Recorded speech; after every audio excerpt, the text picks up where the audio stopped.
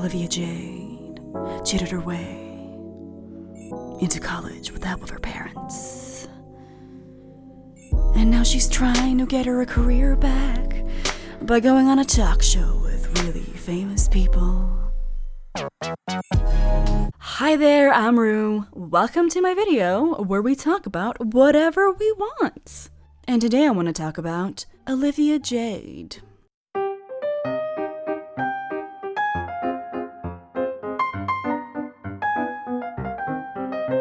So for anyone who doesn't know who Olivia Jade is, she was a really successful YouTuber, successful influencer, raking in all the bucks until her parents came and destroyed her career. How did that happen? Well, 2 years ago, there was a huge scandal called the Varsity Blues scandal, where it came out that a bunch of rich parents, a bunch of famous people were included in that bunch, had been paying to fraudulently get their children accepted into colleges. They had been working with this college employee who had masterminded this thing where he would make it seem like these kids were expert rowers and they would be taking part in the rowing team at the school. Except they never did, but that's how they got in. So these parents, millionaires, billionaires, paid this guy to get their kids in, to have a surefire, okay, we paid this guy, they get in. Which is hella unethical and gross because then you're literally taking away the spot off of someone who worked their ass off to get into the school. And who knows, who might have actually wanted to be on the rowing team. But yeah, that's the whole scandal in itself. As I said, a bunch of famous people like Felicity Huffman, the Desperate Housewife actress, hella talented lady, and her husband, William H. Macy, also hella talented. You'd think that they would be like the face of the scandal because they're the most famous, except that's not what happened. The face of the scandal became Aunt Becky, from Full House, aka Lori Loughlin, the actress, and her husband, Massimo Giannulli, because they paid to get Olivia Jade and their other daughter, so their daughters, Olivia Jade is their daughter, to get into this school through this rowing team scheme. And that's how she got into the school that she had zero interest in going to. There are a bunch of YouTube videos where she talks about how she has no interest in school. Her parents are the ones who gives a shit if she goes to school.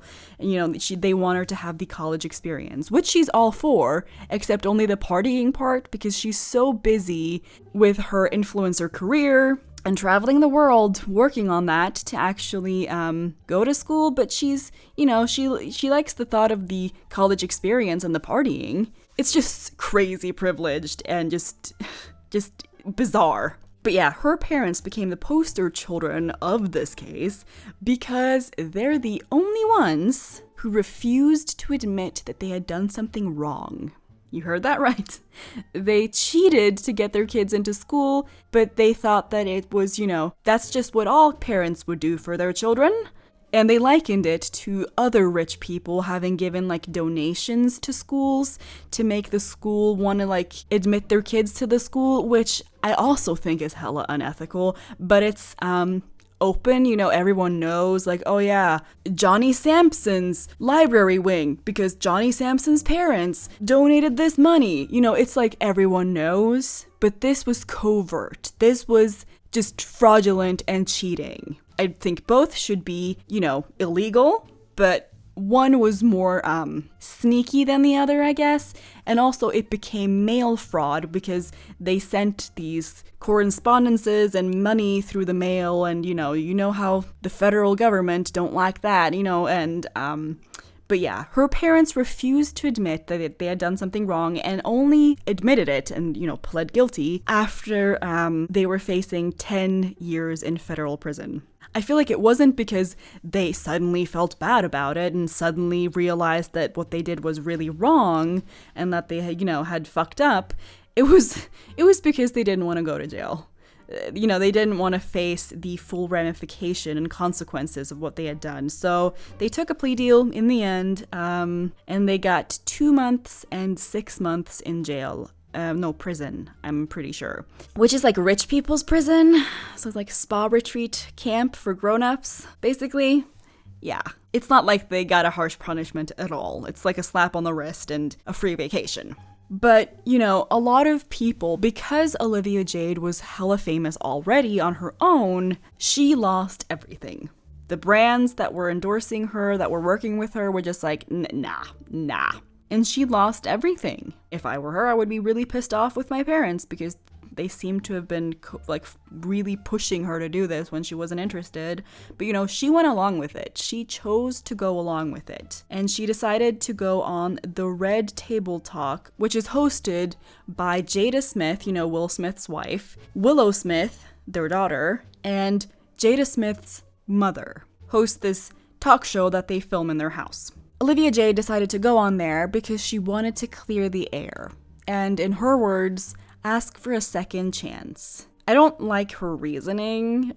She said that she wanted a second chance because she's young and feels like she was just so young and she didn't know better and she deserves it. I don't think that is a good reasoning, but you know. To be fair, she seemed to have learned a lot. When the scandal first broke, she seemed to be really bratty about it. She posted pictures where she was giving news publications that had written about the case against her parents and about her the finger, and she was just, you know, acting as if this was just nothing. She does admit to the fact that she was really oblivious. She thought that there was no big deal. She didn't understand why it was a big deal because she also had the same mindset as her parents, you know, of like, this is what everyone does. Everyone donates and gets their kids in. So she didn't understand that it was, you know, morally wrong.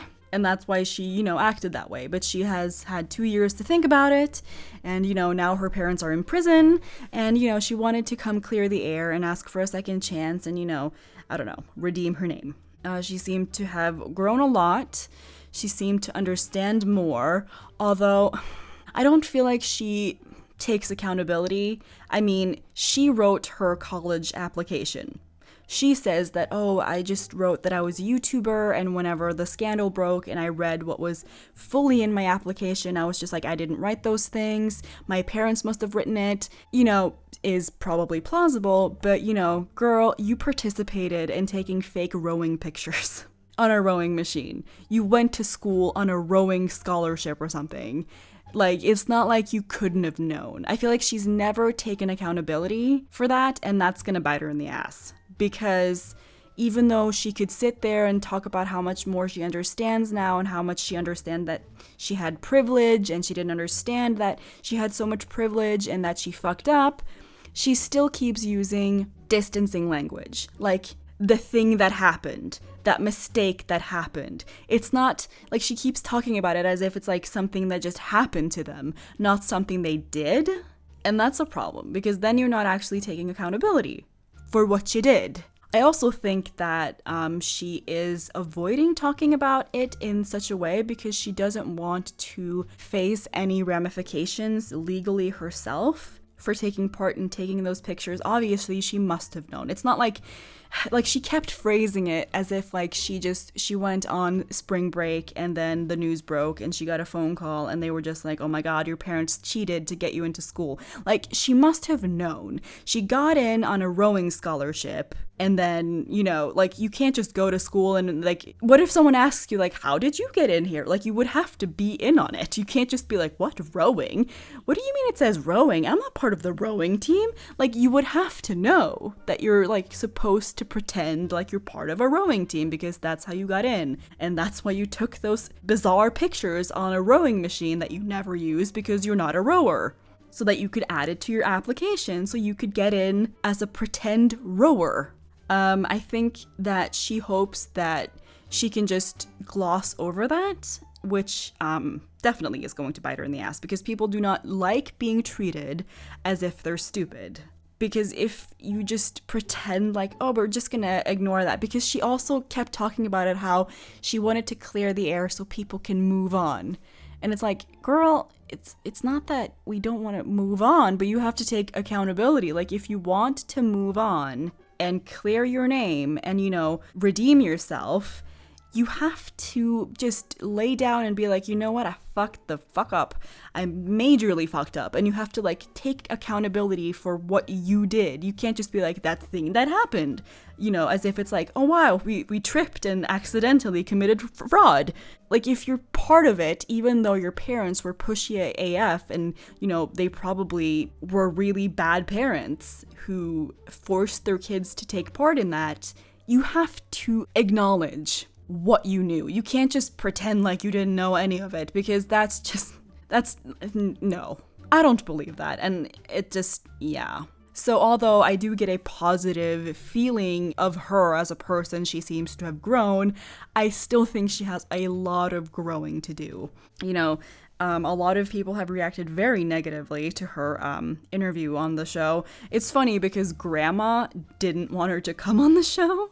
I feel like Jada Smith really wanted to have Olivia Jade come on because she wants there to be like a space for kids who have millionaire parents feel like they can actually be a human being and not have to be perfect. Apparently, her daughter Willow was going through a lot of mental issues, depression, self-harm, because she was struggling a lot mentally.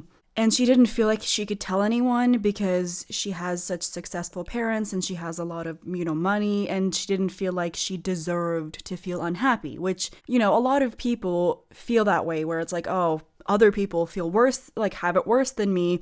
How dare I feel bad? Like, I don't deserve to feel bad. And that goes into the whole depression in itself, and it makes it so much worse. So I understand where she's coming from with wanting to create dialogue and discussion and opening up, you know, a platform where you can talk about, you know, even though you're grown up with millionaire parents and you have a lot of material things, that doesn't make you a perfect person, and you get to fuck up and you get to be human. But I feel like she projected a lot. I feel like she definitely projected what her daughter had gone through onto the issue with Olivia Jade, and it's not the same at all. It's just not, because committing fraud and feeling depressed are two very different things. One is not something you can control, and the other is something you're actively choosing to do. And I feel like Grandma, she knew. She was, in the entire interview, she was just like sitting there like holding her tongue. You could see Grandma visibly just like, seriously, we're having this white girl privilege, sitting here whining about it, and she's not even acknowledging it, not really, because she keeps talking about it as if it's like something that just happened to them, and she's like talking about it as if she didn't know. Grandma knows what's up, and she was not happy. If you've seen the interview, I can link it below. It was on Facebook. It's really hard to find it. I thought it would be on YouTube, but I found it on Facebook. It was an interesting watch, and you can check it out yourself to see what you think about it, and then we can have a discussion about it. Do you think that she genuinely feels bad? Or do you think that she feels like she's sad about the ramifications that happened? I feel like she's still there. I feel like she's still mostly sad about how this affected her. I don't think she fully understands that she was part of stealing someone else's future. She stole a spot off of someone who worked their ass off, and she stole their future at college just because she wanted to party and, you know, hardly go to class. I don't think she takes enough accountability. I think she's trying, but I think she's so brainwashed by her environment of luxury and of privilege, of growing up as the kid of millionaires and getting everything you ever wanted just because you're pointing at it. Yeah, I don't know. Do comment below, what do you think about it? It's going to be an interesting discussion. Thank you so much to everyone who come and watch my videos. Thank you for keeping my channel alive. I'm sending you a huge hug. And thank you so much to my wonderful patrons, Katbra, Madalena Vuska, Cami, and Ellie. Thank you so much for believing in me. And I just wanted to make a huge shout out to my newest patron, Very Floppy, which is an adorable name. Thank you so much for becoming my patron. You rock. If anyone's interested in becoming my patron and supporting my content, there is a link below. But no matter what, I just want you to know that I am so thankful that you're coming by and watching my stuff, because that really makes the difference. Because if no one watched my stuff, then no one would be interested enough to be my patron at all. So I just want you to know that you don't have to be my patron to be a full-fledged supporter of my content. I appreciate you for you. And, you know, for anyone who wants to be my patron, I'm so thankful, but you shouldn't feel forced to be one. You're still just as much of a valued, wonderful person, and I'm so thankful that you keep coming by, because you're keeping my channel alive, so give yourself a high five. You know, we're going to make a follow-up video for this, you know, with your comments, so do fire up the comments, you guys, and also comment what you want to talk about next. Okay, love you, bye!